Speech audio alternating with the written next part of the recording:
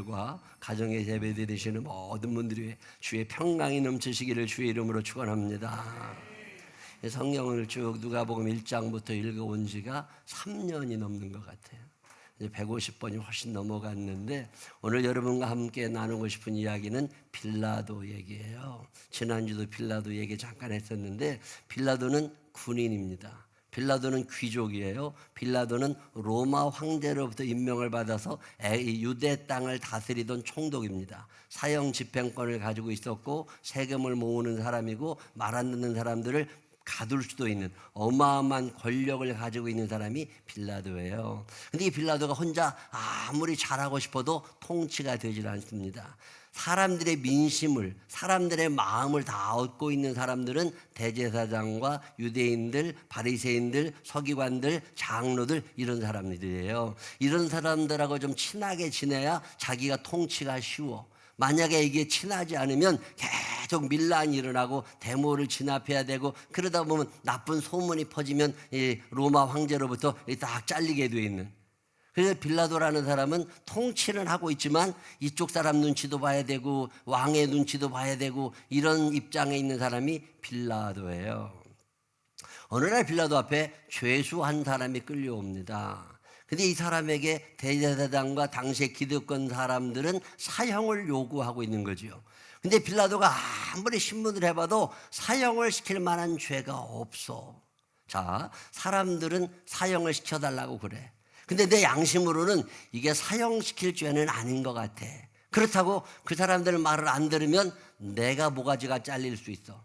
그렇다고 그 사람들 말을 들으려고 보니까 내 양심이 괴로워. 여러분 살다 보면 이럴 때가 있어요, 없어요? 직장 생활하고 사회생활 하다 보면 내 양심으로는 아닌 것 같지만 명령이 그렇게 내려오는 걸 어떻게 해? 이거 안 하면 회사에 또 손해를 끼치게 되니까 이걸 안 하면 내가 잘리게 되니까 이거 해야 되는 거 아니야? 이런 고민이 들 때 여러분은 어떻게 선택을 하세요? 자, 마태복음 27장 17절로 19절에 보면 이렇게 성경은 기록해요. 읽어봅니다. 시작. 그들이 모였을 때 빌라도가 물어 이르되 너희는 내가 누구를 너희에게 놓아두기를 원하느냐? 바라바냐 그리스도라 하는 예수냐 하니 이는 그가 그들의 시기로 예수를 넘겨준 줄 알미러라.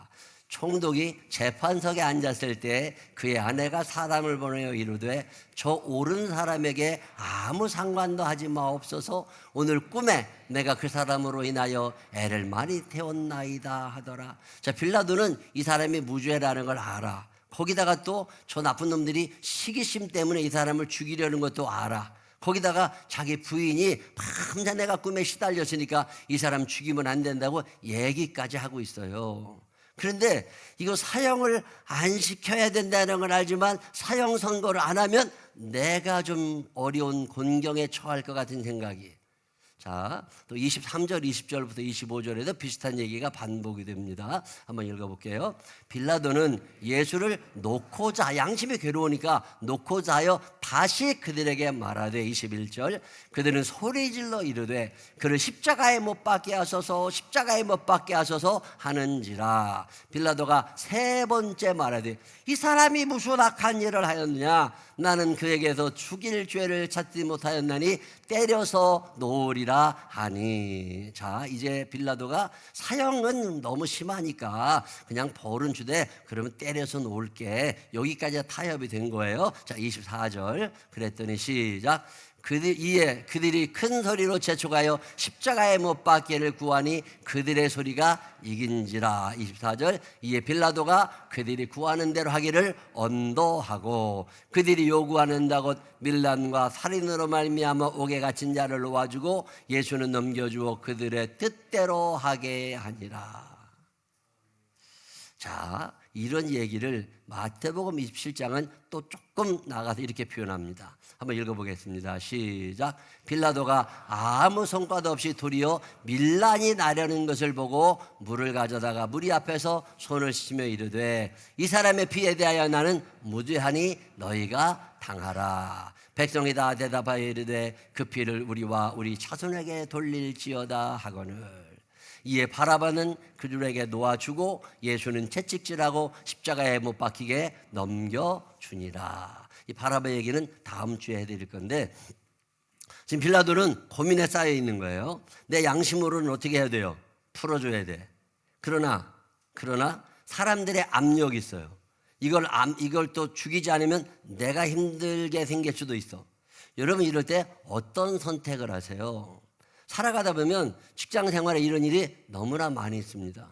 내 양심으로는 이 일 해서는 안 되는 일인데, 그런데 명령이 내려와. 그리고 그걸 내가 이해하지 않으면 회사가 손해를 입게 돼. 내가 어떻게든 이 일을 해내야 돼. 자, 이럴 때 여러분 어떤 선택을 하세요? 만약에 내가 빌라도였다면 나는 그때 이렇게 했을 것 같다. 우리가 지금 매주마다 전 세계에 있는 모든 교회에서 사도신경을 고백하면서 빌라도 나쁜 놈, 빌라도 나쁜 놈, 이런 일을 하고 있잖아요. 자, 그러면 내가 만약에 빌라도였다면 나는 어떻게 했을까? 나는 빌라도였다면 내가 모가지가 잘리더라도 나는 사형 선고 안 했을 것 같아. 이렇게 자신 있게 말할 수 있는 사람이 몇이나 되겠어요? 살아가다 보면 어쩔 수 없지 뭘. 그때 내가 그 사형 안 시켰으면 내가 죽을 판이고, 만약에 사형 안 시켰으면 로마로부터 우리 가문이 다 멸문되게 되는데, 어쩔 수 없지 뭐. 여러분, 이럴 때가 세상 살다 보면 얼마나 많아요. 이럴 때 우리 예수 믿는 사람들은 도대체 어떻게 살아가고 어떻게 결정을 해야 될까? 이런 얘기가 잠깐 나와 있는 게 오늘 성경 본문의 이야기입니다. 참 어려운 문제예요. 옛날에는 쉬웠습니다. 선과 악 두 개밖에 없었어요. 과거 우리가 어렸을 때는 착한 사람, 나쁜 사람 딱 둘이었어요. 그런데 과거에는 우리가 이게 선인 줄 알면서 악을 행하는 경우는 쉽지 않았습니다. 그때는 선이 더 많았어요. 착한 양심이 더 많았습니다. 가능하면 착하게 살아야 돼. 좀 돈을 못 벌더라도 착해야 돼. 너 시험에 떨어지더라도 부정행위하면 안 돼. 이걸 우리가 배우고 그런 걸 가르쳐준 시대가 우리의 시대입니다. 과거는 선과 악이었어요. 근데 지금은 전혀 그렇지 않아요. 악이 세상에 어디 있어. 지금 죄도 다 없어지는 판에 죄 안 짓는 놈이 다 죄 짓고 사는데, 문제는 돈이 되는 쪽으로 선택해야 돼. 지금 이게 우리의 윤리 기준인 거거든요. 돈이 되냐 안 되냐, 이게 가장 큰 기준이 된 거예요. 돈이 된다고 하면 그거는 괜찮은 거야. 그건 원래 악이 아니었던 거야. 뭐 별 핑계, 죄를 정당화하면서 계속 죄 가운데 살면서 돈을 추구하는 시대가 오늘의 이 시대인 거죠. 자, 이런 오염된 시대를 우리가 살아가고 있지만 여기에 나까지 들어가야 되느냐는 거예요. 하나님의 백성인 나까지, 천국 가야 될 나까지 그런 삶을 선택해야 될까? 근데 선택하지 않을 수가 없잖아요. 자, 이럴 때 우리 어떤 고민을 하고 어떤 결정을 해야 될까? 첫 번째로 말씀드리고 싶은 것은 평소에 믿음의 길, 이 믿음의 사이즈를 키워나가는 사람들이 되시기를 주의 이름으로 축원합니다. 믿음이 큰 사람들은 쉬운 결정을 할 수 있습니다. 그런데 믿음이 없으면 너무 힘든 결정을 해야 될 때가 생겨나요. 옛날에 지금 돌아가신 만낙교회 김우영 목사님이라고, 만낙교회를 처음 개척하셨던 분이고 지금 김병삼 목사님이 김우영 목사님의 아들인데, 그 김우영 목사님이 쓴 책 중에 접근이냐 접촉이냐 이런 책이 있었어요. 그 설교집인데 그 책을 제가 읽으면서 이해를 잘 못했던 적이 있습니다. 근데 그 책의 내용이 어떤 거냐면, 접근하는, 야 소연아 따지다지 말고 넘길 때 지났어. 그렇지. 첫 번째 뭐라고? 접근이냐? 접근보다 어떻게 하라는 거예요? 접촉하라는 거예요. 저는 이걸 잘 이해를 못했습니다. 이게 무슨 얘기지? 자, 예수님께 나아가기만 해도 주께로 가까이 주께로 가오니, 가까이만 가도 얼마나 좋아. 근데 이 책에서 얘기하고 있는 얘기는 뭐냐면 접근 가지고는 안 된다는 거예요. 12회를 혈루증을 앓던 여인이 고침받았던 이유는 그 예수님을, 지금 회당장 야이로의 집을 찾아가시는 예수님에게 수많은 사람들이 접근을 하고 따라갈 때 이 접근해가지고서 자기 병이 고쳐진 게 아니라 접촉, 터치가 있었다는 거예요. 예수님과의 만남이 있었다는 거예요. 그분을 내 인격적으로 내 안에 구주로 모셔드렸다는 거예요. 십자가 앞에까지 가기는 쉽지만 사실 그것도 어렵지요. 그렇지만 우리가 믿음의 사람들은 십자가 앞에까지 갈 수는 있지만 그 십자가에 같이 매달릴 수 있는 사람, 이 사람이 접촉하는 사람이라는 거예요. 여러분, 살아가는 동안 접근에 멈추지 말고 접촉할 수 있는 사람들이 되시기를 바랍니다. 그리스도와 함께 내가 십자가에 못 박혔나니, 내가 예수님을 보고 야 훌륭한 분이야, 이건 무리라는 거죠. 적어도 내가 믿음의 사람이라고 하는 거, 어떤 어려운 상황에 믿음의 결정을 할 수 있는 사람들은 접근하던 사람들이 아니라 평소에 주 예수 그리스도를 내 마음에 모시고 살던 사람들이라는 거예요. 믿음의 분량이 큰 사람. 왜? 세상을 이기는 힘은 믿음에서 나오는 거지 내 지식과 경험에서 나오는 게 아니라는 거예요. 자, 요한일서 5장 4절은 이렇게 이야기합니다. 읽어보겠습니다. 시작. 무릇 하나님께로부터 난 자마다 세상을 이기느니라. 세상을 이기는 승리는 이것이니 우리의 믿음이니라. 믿음을 평소에 키워나갈 수 있는 믿음의 사람들이 되시기를 주의 이름으로 축원합니다. 옆 사람 손을 꼭 붙잡고 눈을 쳐다보면서 평소에 믿음을 키워. 시작. 평소에 믿음이 키워진 사람들은 성령님 도와주세요 늘 기도하면서 믿음이 필요할 때 믿음을 사용할 수 있습니다. 근데 평소에 믿음을 키워놓지 않으면 믿음이 꼭 필요할 때 이게 써지질 않아요. 살아가다 보면 난감하고 어려운 선택을 해야 될 때가 얼마나 많아요. 그럴 때 믿음의 사람만 믿음의 길을 선택할 수 있습니다. 왜 우리가 고민하고 있느냐? 아직은 그만한 믿음이 아닌 거예요. 교회를 20년 다녔습니다. 믿음 생활 잘하고 있어요. 11조 생활도 하고 예배 생활도 하고 기도 생활도 합니다. 근데 이 사람이 십자가에 같이 못 박힐 수 있는, 십자가 밑에까지 가는 사람이 아니라 그 십자가에 예수님을 내려놓고 내가 그 십자가에 달릴 만큼 이 신앙이 돈독한 사람들, 그 십자가가 내 것이었음을 인정할 수 있는 사람, 이런 사람들은 믿음의 선택이 쉽다는 거예요. 근데 참 묘한 일은요, 그런 사람들은요, 하나님이 또 미리 피할 길을 예비하셔요. 그 어려운 곤경에 처하지 아니하도록 하나님이 선한 길로 인도를 하십니다. 자, 아기스의 이야기가 그런 이야기예요. 아기스라는 사람은 누구냐면 블레셋이라고 하는 나라는 부족 공동체거든요. A그룹, B그룹, 이 그룹이 많이 모여있는, 부족이 많이 모여있는 공동체가 모여서 블레셋이라고 하는 나라를 만들어가는 건데, 그 블레셋의 지파 공동체 중에 하나의 수장이 아기스입니다. 자, 다윗이라고 하는 사람이 있었어요. 다윗이 골리앗을, 블레셋 사람 골리앗을 때려 죽인 다음에 굉장히 유명한 장군이 되면서 모든 인기를 한 몸에 얻고 있을 때 사울 왕이 다윗을 견제하기 시작합니다. 아, 저놈이 혹시 나를 밀어내고 왕 되는 거 아니야? 그래서 다윗을 제거하려고 전국에 수배령을 내리고 다윗을 죽이려고 달려듭니다. 이제 다윗이 이스라엘 나라에 숨어 있을 데가 없었어요. 도망을 칩니다. 어디로 도망을 치냐면 블레셋 진영으로 도망을 쳐요. 일단 살고 봐. 왜? 일단 살아야 나중에 뭔 일 할 수 있고, 그래서 살고 봐야 돼. 그래서 블레셋 진영으로 도망을 치는데, 이 블레셋 진영에서 아기스라고 하는 사람이 다스리는 부족에 들어가서 열심히 충성을 합니다. 그래서 인기가 이제 높아지고 신뢰를 얻게 되고 다윗을 따르는 부하들도 많이 생겼을 때 블레셋의 부족 공동체가 다 모여서 이스라엘과 전면전을 치르게 됩니다. 이스라엘의 왕 사울과 블레셋의 장군들이 전면전이 이제 붙게 되어 있는 거예요. 길보아라고 하는 산을 중심으로 해서 길보아 전투라고 그러는데, 엄청난 전투가 벌어지면서 둘 중에 하나가 이제 다 멸망할 그런 엄청난 전쟁이 일어나는데, 다윗에게 아기스가 와서 이야기를 합니다. 자, 이번에 너의 원수 사울을 우리가 죽이려 하니까 같이 가자. 다윗이 부하잖아요. 상관이 명령을 하니까 아, 예. 그리고 따라는 가는데 마음에 근심이 너무 많아요. 다윗이 사울을 죽이려고 했다면 벌써 죽였겠지. 근데 그동안 다윗은 사울을 죽인 적이 없습니다. 거기다가 사울과 함께 전쟁터에 나오는 사람 중에는 자기의 형들이 들어있습니다. 자기와 함께 전쟁을 치루었던 전우들이 들어있어요. 형이 있고 동생이 있고 선배, 후배가 있습니다. 자, 그들과 함께 다윗이 이제 전쟁을 치러야 되는 상황이 된 거예요.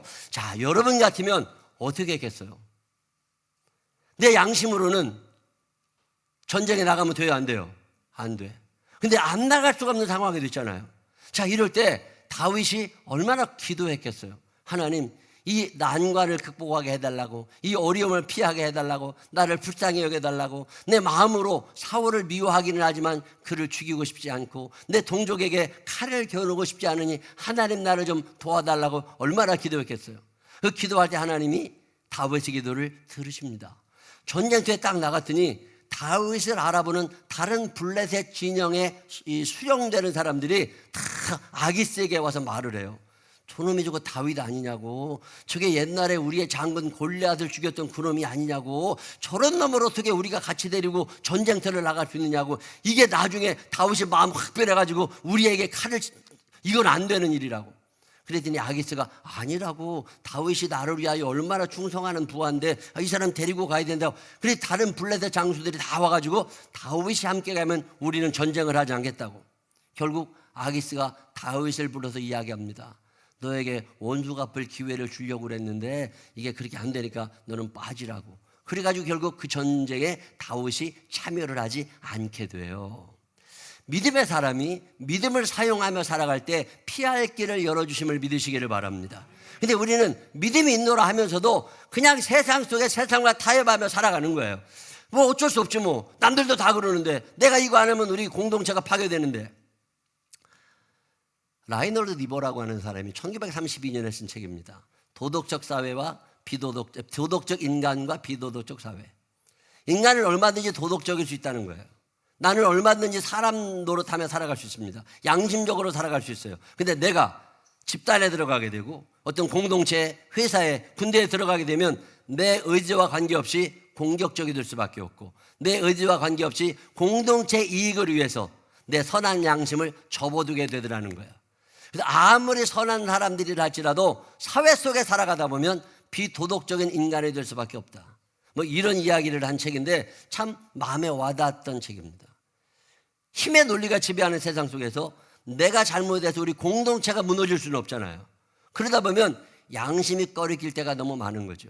자, 이럴 때 쉬운 결정을 하는 방법은 평소에 여러분의 믿음을 키워놓는 거예요. 그러면 그 갈등의 고민이 줄어듭니다.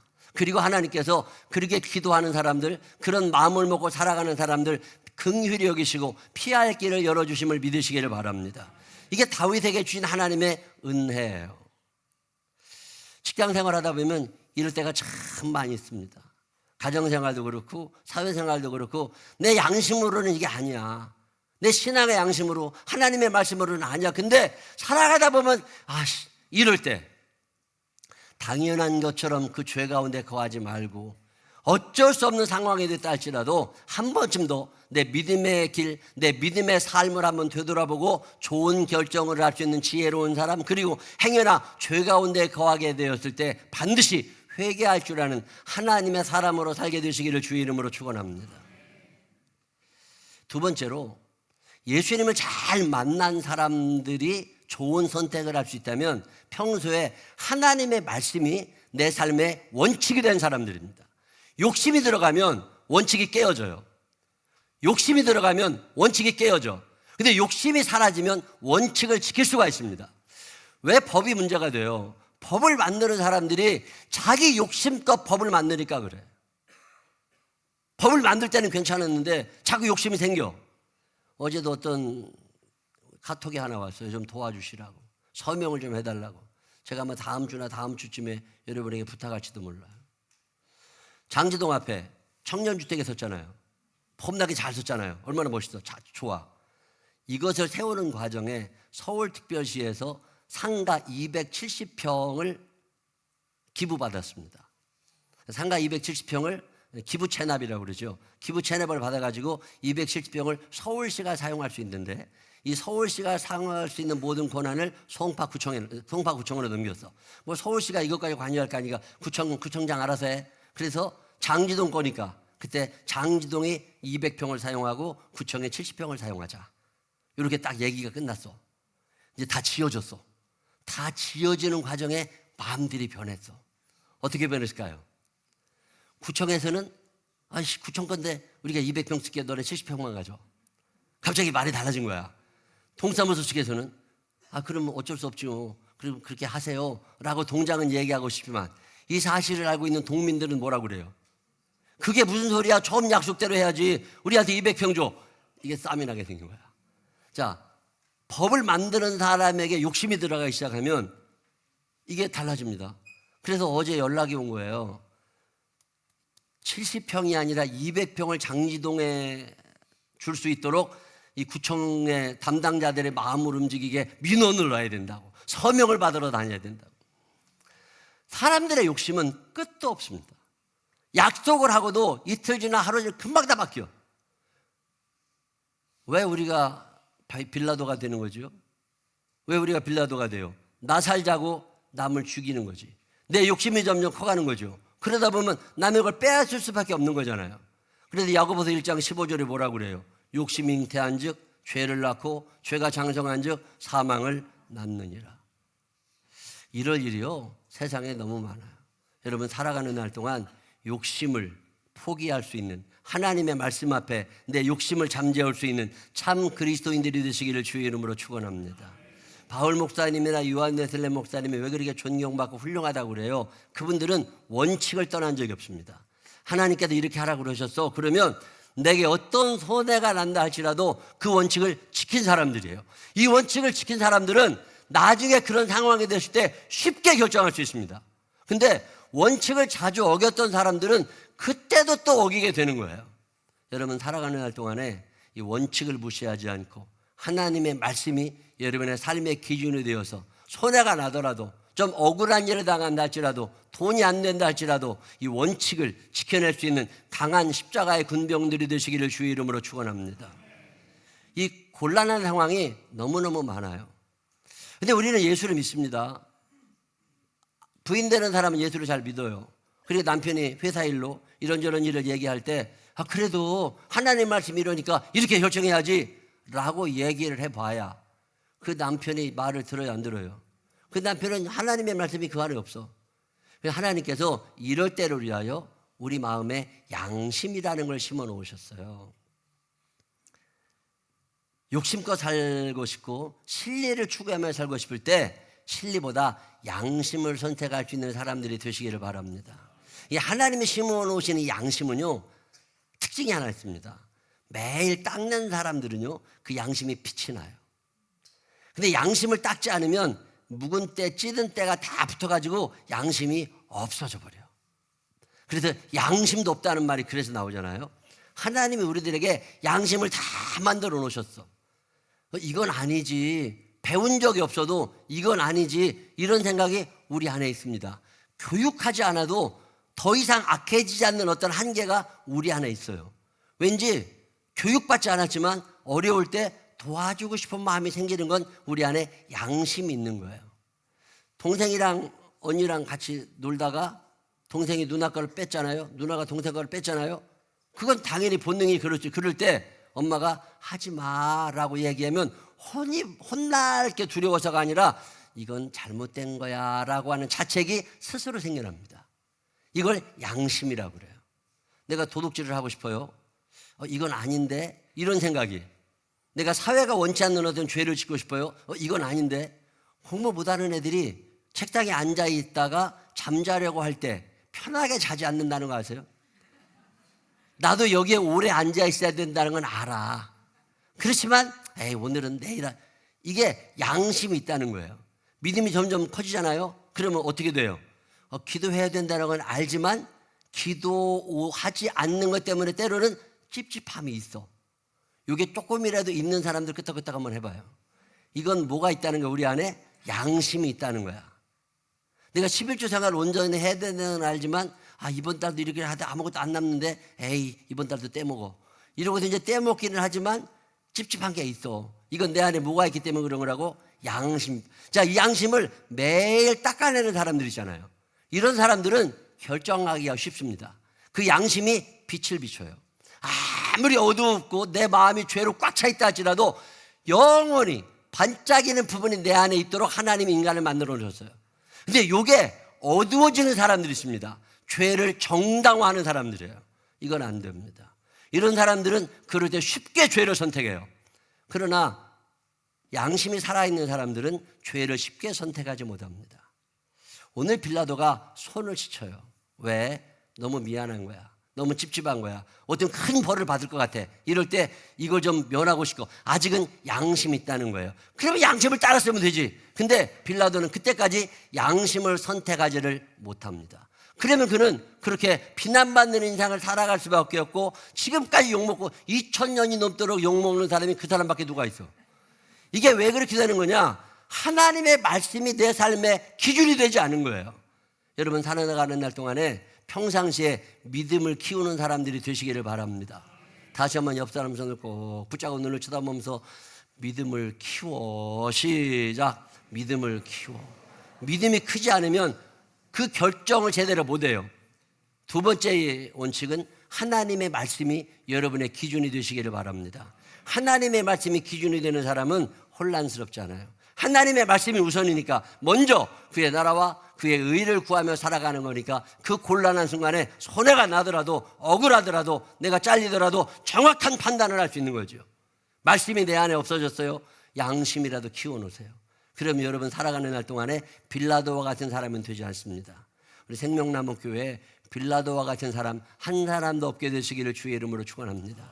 내가 빌라도라면 하나님 아버지, 내가 빌라도라면 나는 그때 내가 죽더라도 욕을 먹더라도 나는 그런 죄는 저지르지 않을 거다. 자신 있게 이야기할 수 있는 믿음의 사람들이 되시기를 주님의 이름으로 축원합니다.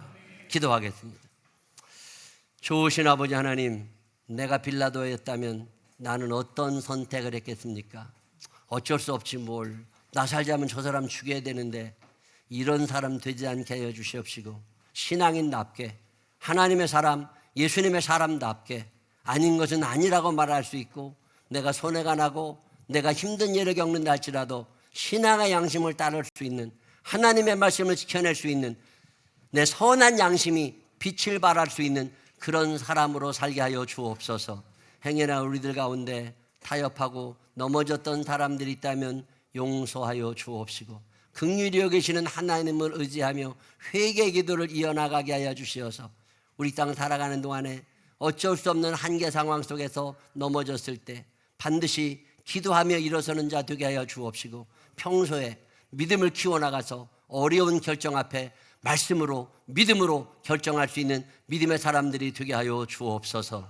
험한 세상 가운데 빛과 소금의 사명 감당하라고 말씀하시는데 어두워진 빛 되지 않게 하시고 맛 잃은 소금 되지 않게 하여 주옵시고 성령께서 함께 하여 주심으로 바로 알고 바로 믿고 바로 행할 수 있는 당신의 자녀들이 되게 하여 주옵소서. 축복하시고 인도하실 주님을 찬양하고 예수님 거룩과 진 이름으로 기도드렸습니다. 아멘. 우리 다 같이 일어서셔서 436장 찬양하신 후에 주여 한번 부르시고 기도할 건데 그동안 빌라도가 되었던 순간들이 있다면 용서해달라고 기도하시고 앞으로 살아가는 날 동안에 좋은 결정, 바른 결정하며 선한 그리스도인으로 살게 해달라고 기도하시고 어려운 상황 닥치지 않도록 피할 길을 열어달라고 기도하는 시간 가지시기를 바랍니다.